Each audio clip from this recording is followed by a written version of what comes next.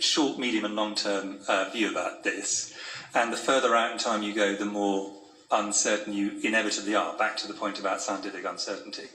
The short term, the aim is actually to make sure that the peak of this epidemic is firstly pushed to the right. We said right from the beginning we wanted to delay this into the period that the NHS has got a better position to cope than it would do in winter. That's true for all health services, and also to buy us time to actually learn more about this and put the right countermeasures in place, but also importantly to pull the peak down. Now, pulling the peak down has several advantages.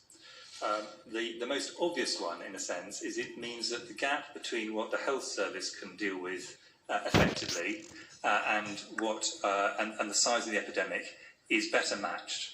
Because people die in these kinds of epidemics for two reasons.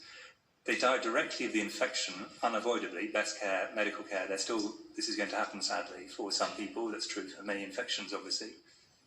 But also they can die because the health service they're in is overwhelmed, and therefore there's an indirect death, because there's a difference between what could happen with health and what we're able to provide in this situation. So pulling the curve down really helps from that point of view. But it has an additional advantage, and this is one which is less obvious, less intuitive, which is if you let an epidemic run its full course, you get what's called overshoot, which is where more people get infected than you would need if it was to run at a rather lower peak.